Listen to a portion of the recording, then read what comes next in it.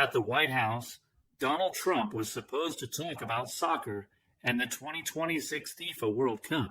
But suddenly, Donald pulls out a photo of Vladimir Putin and hints that the Russian president might even attend the events.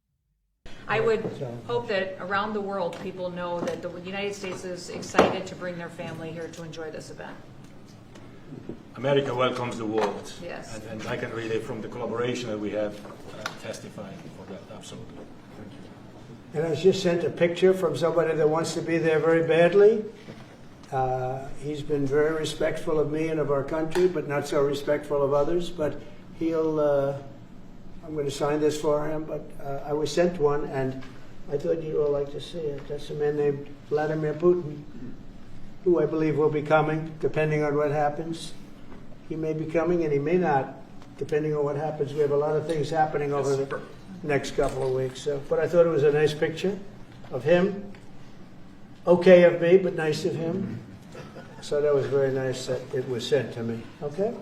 Mr. President, on yes. that subject, have you talked to Vladimir Putin about the fact that yesterday a big U.S. factory was hit in a Russian airstrike in Ukraine? What's your reaction to that? I told him I'm not happy about it, and I'm not happy about anything having to do with that. A sports announcement turns into a wide-ranging political speech. Security, economy, geopolitics. In this video, we analyze clip by clip how Trump turned a FIFA event into a showcase for his power.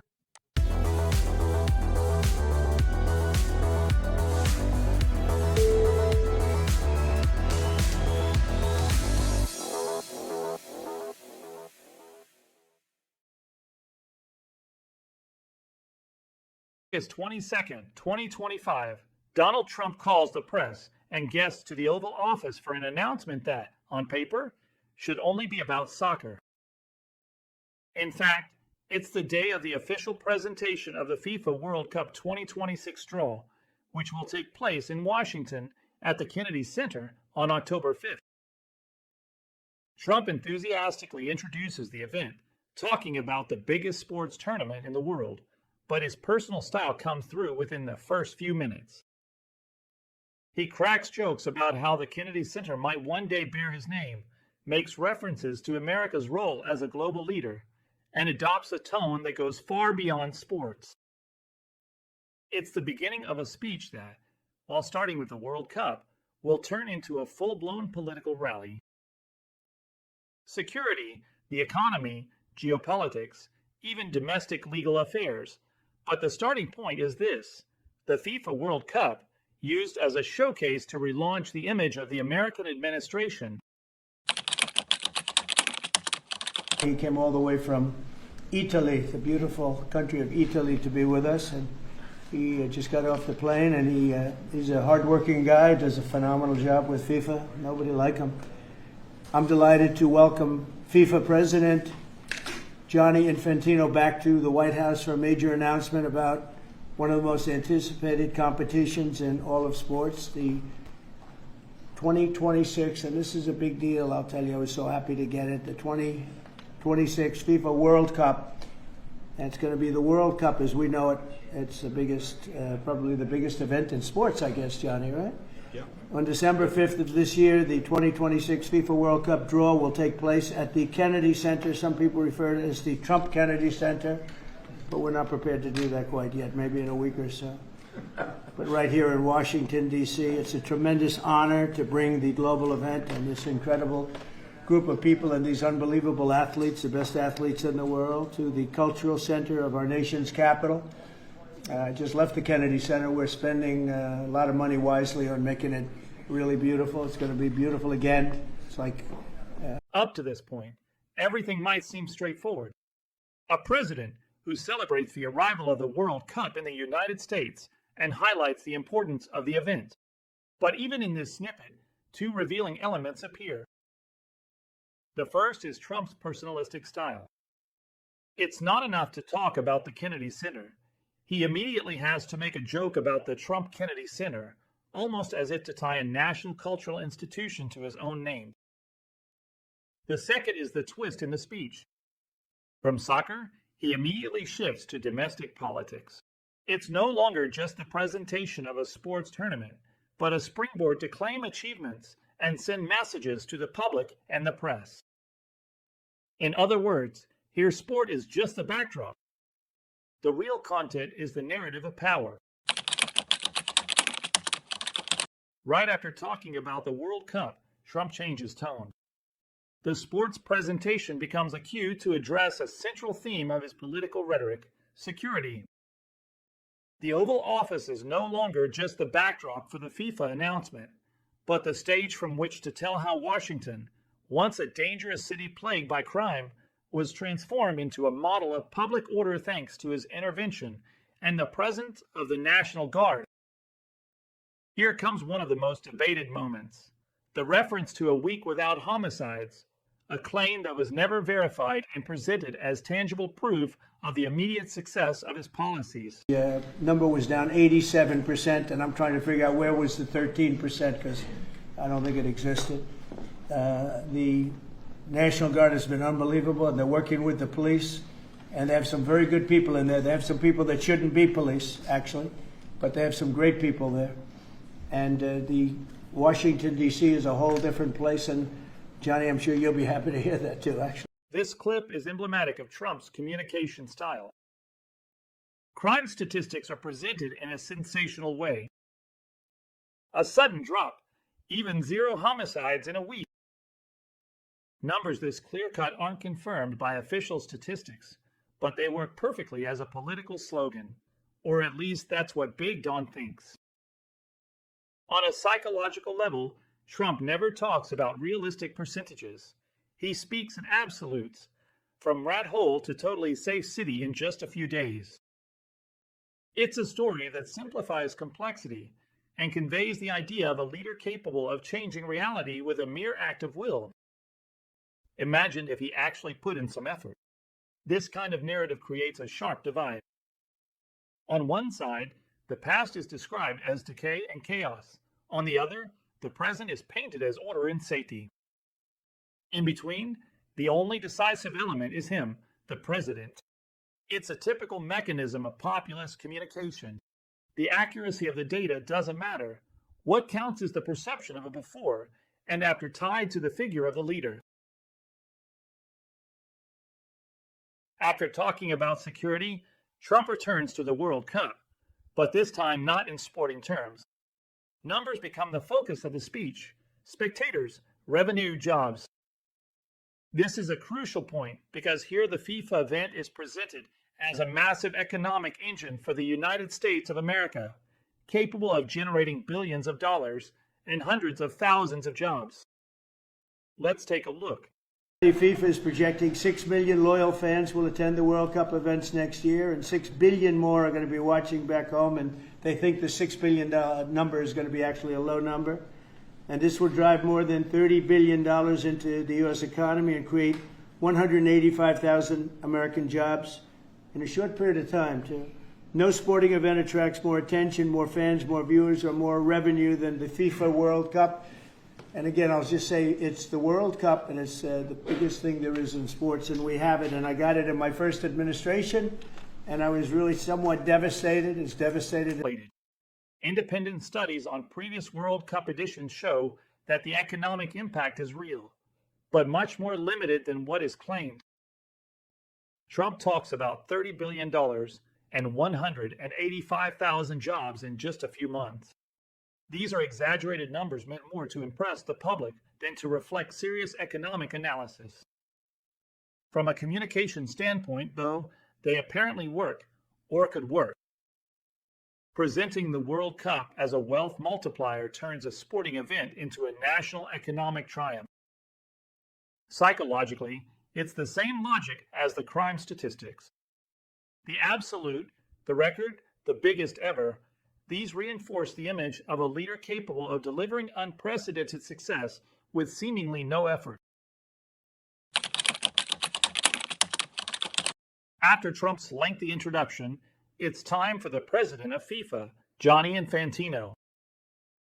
Here, at last, we get precise data, exact dates too, the official framework, and the media weight of the event. The draw on December 5th, exactly at noon, broadcast live all over the world. Let's watch it together. A long time, probably the most respected man in sports. He's amazing, actually. Works very hard, and he's got the biggest event in the world coming right here to the United States. And we did a little for Canada, we did a little for Mexico. We thought, see, I'm a good citizen. I said, let them have a little piece. So we gave a little to Canada, see how nice I am? And we gave a little bit to Mexico. And Johnny, please say a few words. Thank you, President. Great honor for me to be here with you today, President, Vice President, Excellencies. Fantastic to announce what you said, which is the final draw of the FIFA World Cup on the 5th of December here in the capital, in the Kennedy Center in Washington, D.C. at 12 noon sharp. It will be broadcast live all over the world. 1 billion viewers will watch it. And it will determine, of course, the match schedule, which 48 participating teams will play. You said it, 104 matches in 1 month, 104 Super Bowls. This is not just the biggest, the greatest event, not just a sports event, it's a social event as well, with a lot of emotion. We are uniting the world, Mr. President, uniting the world here in America, and we are very proud of that. And those Analysis. This is the most institutional part of the entire meeting. Infantino brings the discussion back to sports, the schedule, the participants, and the global broadcast. It's a sober language made up of concrete numbers and organizational references. Precisely for this reason, the contrast with Trump stands out even more. On one side, there's narrative hyperbole with inflated figures and references to crime, tariffs, and foreign policy. On the other, FIFA talks about regulations, draws, and logistics. This difference highlights how Trump uses the sporting event merely as a symbolic backdrop, while FIFA tries to keep it on a technical level. It's the gap between sports and politics that becomes one of the main threads running through the entire discussion. The solemn tones and record-breaking numbers, Trump shifts to a lighter note. With a joke, he reminds everyone that before kickoff, all the teams are still in the running and anyone can dream of becoming world champion. Let's watch the clip. Teams who will come here to participate in this draw with their coaches, with their presidents, they will all be proud to be part of writing this history. And that's why we brought as well this, which is the winner's trophy. It is the trophy that the winner of the FIFA World Cup wins. Only the FIFA president, presidents of countries, and then those who win can touch it, because it's for winners only. And since you are a winner, of course, you can as well touch it. It's pretty heavy. Yeah. It's the winner trophy. The last one who lifted that is Lionel Messi of Argentina. And here it is in the Oval Office in the White House. Can I keep it? For you. Well, they play a game, so they didn't lose yet the game. So they all think they can become world champion, right? They'll all be happy. Exactly. Now, Analysis. This joke might seem minor, but in reality, it clearly shows Trump's communication style, alternating between bombastic numbers and apocalyptic tones with moments of lightness. On one hand, it strengthens his image as a popular leader, for those who still believe in him, able to joke around like any regular fan. On the other hand, he keeps the audience's attention high with sudden changes of pace. In political psychology, this is called emotional variation. The speech doesn't stay monotonous, but alternates between anxiety and relief, seriousness and irony, precisely to keep the listener engaged. Even in sports, Trump never misses a chance to put himself back at the center of attention. If everyone is a potential champion, it's him who says it and turns it into a slogan.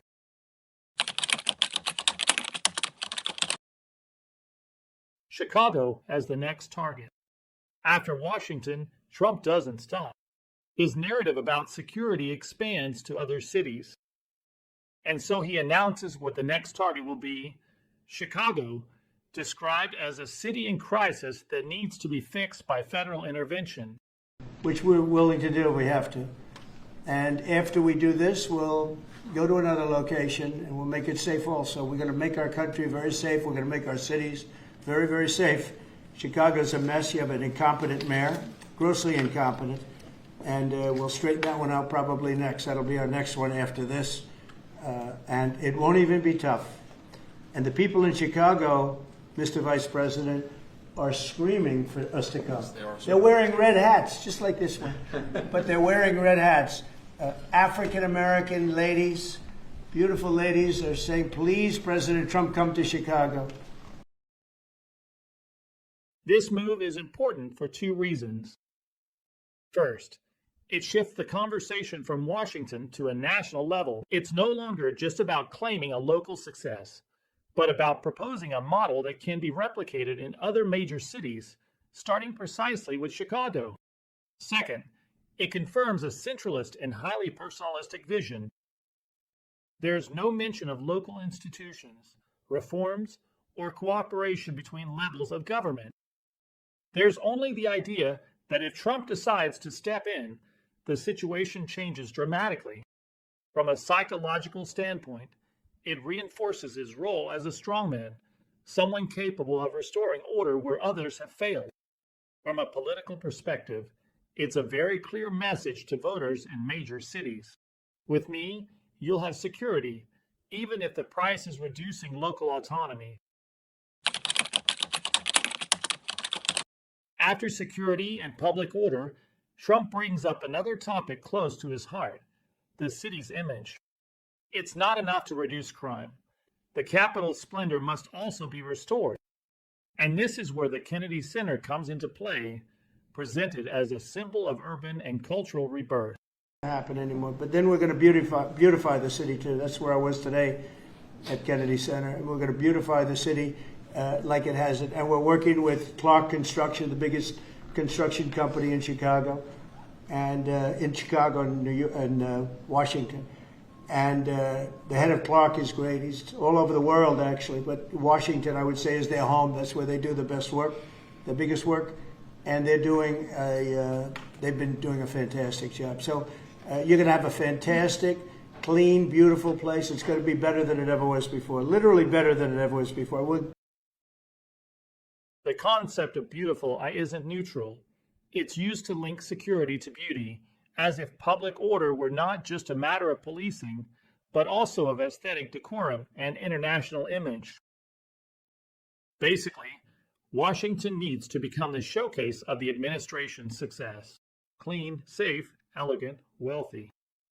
On a psychological level, it's a way to address the dichotomous narrative, from past decay to present redemption. On a political level, the choice of the Kennedy Center as a symbolic location is no coincidence. It's the main cultural center of the Capitol, and linking it to the World Cup means turning a sporting event into a soft power operation. In other words, not just security, but beauty. Not just order, but image.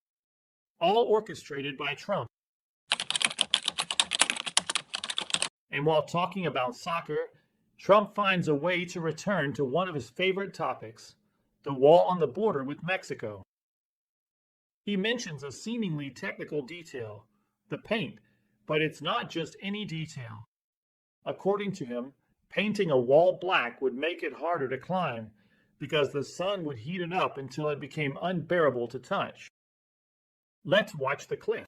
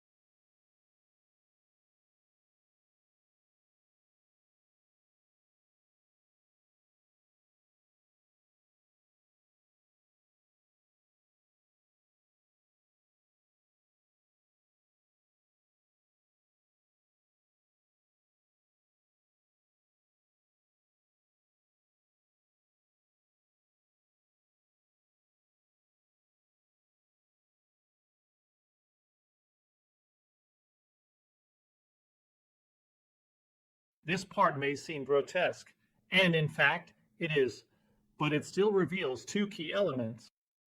The first is narrative. Trump weaves together sports talk and border issues, turning a FIFA presentation into a news stage for identity themes. The second is psychological. The anecdote about the black paint serves to show practical ingenuity. The leader who thinks about the concrete details that others overlook. It's the trait of a problem solver, of a builder who finds simple and effective solutions to problems that seem and actually are complex. In reality, the practical effectiveness of this idea is at the very least questionable, but what matters in terms of communication is the message. With Trump, there are no symbolic barriers. There are real walls made even tougher by his personal inventiveness. And now comes the most surprising moment. At an event that should be celebrating soccer, Trump introduces an unexpected guest, Vladimir Putin. He doesn't just mention him. He even shows a photo that was sent to him by the Russian leader and hints that Putin might attend FIFA events depending on how things develop. Would you like to explain that, Kristen? Yeah, absolutely. We have a process set up that we'll be implementing on getting visas approved. Everybody will be thoroughly vetted, but they'll be welcome to this country. It'll happen quickly, and we're excited for them to come. So I would hope that around the world people know that the United States is excited to bring their family here to enjoy this event. America welcomes the world. Yes. And I can relate from the collaboration that we have testifying for that, absolutely. And I was just sent a picture from somebody that wants to be there very badly. He's been very respectful of me and of our country, but not so respectful of others. But I'm going to sign this for him, but I was sent one, and I thought you'd all like to see it. That's a man named Vladimir Putin, who I believe will be coming, depending on what happens. He may be coming, and he may not, depending on what happens. We have a lot of things happening over the next couple of weeks. So, but I thought it was a nice picture of him. Okay of me, but nice of him. So that was very nice that it was sent to me. Okay? Mr. President, on yes. that subject, have you talked to Vladimir Putin about the fact that yesterday a big U.S. factory was hit in a Russian airstrike in Ukraine? What's your reaction to that? I told him I'm not happy about it, and I'm not happy about anything having to do with that war. Analysis. This gesture is loaded with meaning. On the political level, it brings into the White House a leader who is under international indictment, shifting the focus from soccer to geopolitics. It's like saying, the World Cup isn't just about sports, it's also about diplomacy. On a psychological level, though, it's a perfect example of Trump's personalistic logic. The photo isn't meant to highlight Putin, but to highlight himself. A powerful head of state sends me his photo, acknowledges me, so the world respects me. This is a narcissistic reflex. Respect isn't measured by what Putin does on the international stage, but by the fact that he directs it personally toward Trump. It's also a way to build suspense. Will he come or not? It's a question that keeps everyone's attention high and positions Trump as the only person who can make the decision. And while the conversation should stay focused on soccer, Trump opens a completely different parenthesis. He comments on a news story of the day, the authorities' raid on the home of John Bolton, his former national security advisor, with whom relations have long been strained.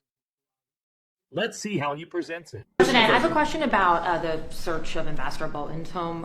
The Vice President recently just did an interview saying that it's about classified documents, but that there's also broad concern about him. What are the concerns that you have? I haven't spoken to Pam and the group yet, but I will be.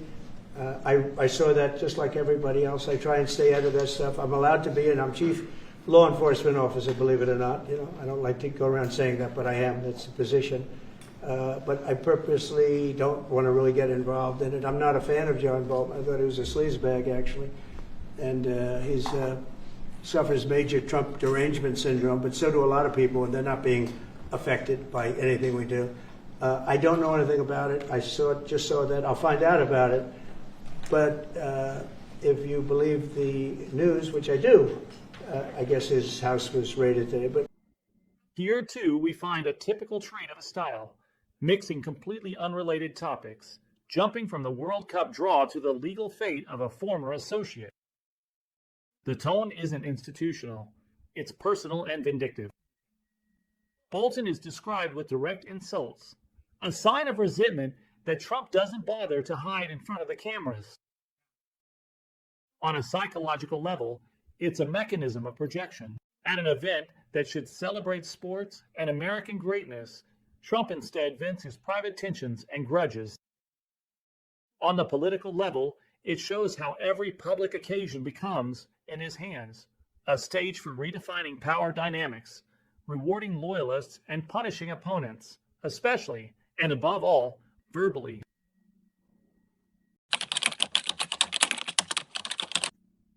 The return to the photo. But that's not all. 10 minutes later, Trump goes back to the same image of Putin, of course. He brings up the photo of Putin again, comments that it was nice that it was sent to him, and once more emphasizes his personal connection with the Russian leader. And frankly, of Ukraine, it takes two. What are the 2 ways you can go at the end of 2 weeks then? Well, then I'm going to make a decision as to what we do, and it's going to be a very important decision. And that's whether or not it's massive sanctions or massive tariffs or both. Or do we do nothing and say it's your fight? Look, I would have never been in this war if I were president. You wouldn't have had this war. It was never going to happen.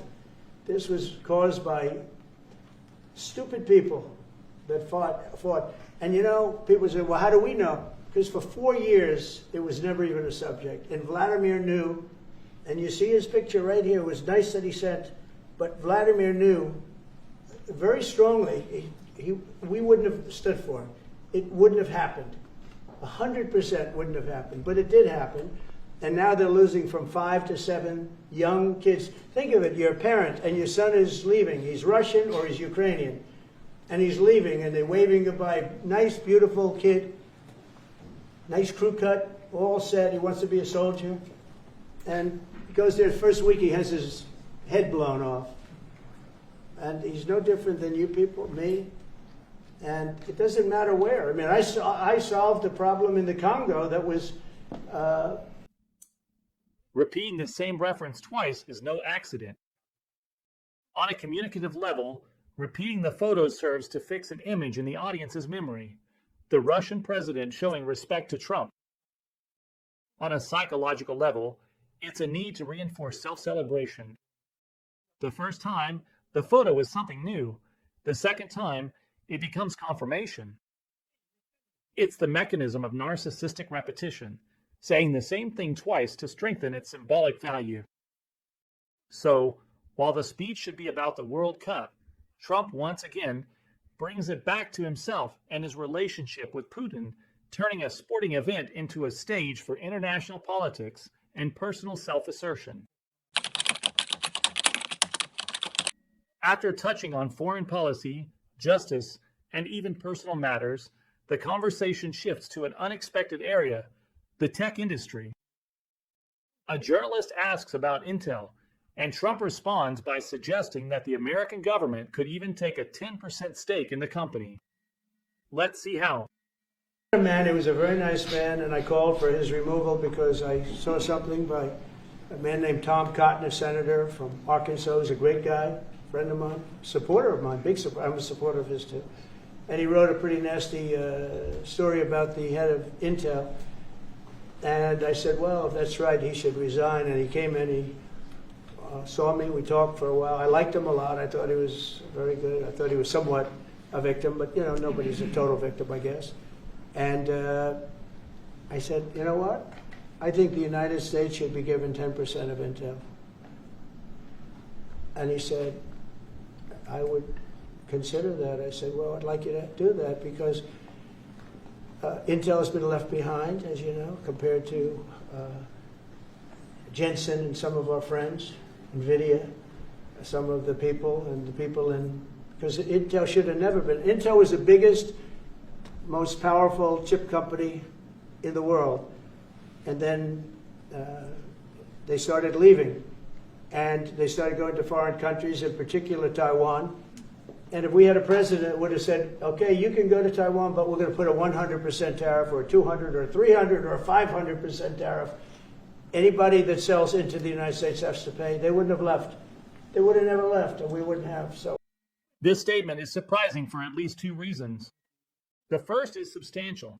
An American president talking about the government directly taking a stake in a big tech company, or any company for that matter, is a major departure from the U.S. economic tradition based on the free market.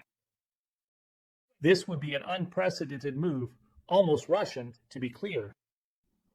On a psychological level, this statement reinforces his interventionist and highly personal style of leadership, as if his word alone were enough to redefine the relationship between the state and big corporations.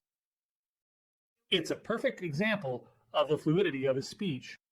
From the World Cup to crime, from Putin to Intel without missing a beat, with him always at the center as the ultimate decision maker. In closing, Trump brings up a topic that has nothing to do with the World Cup, like almost everything else, to be precise, but that weighs heavily on the international agenda, the Israeli hostages held by Hamas. He does so in his direct style, claiming results, supposedly achieved, and threatening severe consequences for those who don't cooperate. Let's watch the clip. you have hundreds of people that are living now because of me. And now we have that final little group of people. And Hamas knows that if they give them, that's probably the end of their lives. So it's not easy to get. And I know if you're a parent, you just don't care. You want, I want my baby back. They want their babies back. They want their kids back. And I understand it. But I got them out and did a good job. And we're doing everything we can to get the hostages out. Thank you all. This segment clearly shows how the presentation of a sporting event has been turned into a full-blown political and geopolitical rally. Trump is no longer talking about soccer or urban safety. He's talking about human lives, international negotiations, and relations with Israel on one side and Hamas on the other. He claims to have already secured the release of a certain number of hostages and promises that the remaining ones will also be freed, emphasizing that Hamas knows very well what will happen otherwise. From a communication standpoint, it's a way to present himself as the only leader capable of achieving results even on the most sensitive issues. Psychologically, it fits into the same logic we've seen throughout the entire speech. The absolute, the promise of total resolution, the construction of his own image as a savior. It's an ending that brings everything full circle. From sports to international politics, everything passes through the figure of Trump, and the World Cup becomes just the backdrop for a much larger narrative that revolves entirely around his power. We've seen how an event that was supposed to simply celebrate the 2026 FIFA World Cup has turned into a much broader discussion. From security in Washington to major American cities, from economic promises to personal vendettas, all the way to geopolitics with Putin, Intel, and the issue of hostages. In short, the World Cup was used as a merely symbolic backdrop to stage Donald Trump's political narrative, a leader who presents himself as the only one capable of guaranteeing order, prosperity, and international respect. But how much substance is there to these claims? And how much of it, instead, is just rhetoric meant to impress? Share your thoughts in the comments. Do you think Trump really turned the FIFA World Cup into a tool of global politics? Or is it just a short-lived media stunt with no real substance? If you enjoyed the video, leave a like, subscribe to the channel, and turn on notifications. In the next episodes, we'll keep analyzing major events in international politics and how they're portrayed. See you next time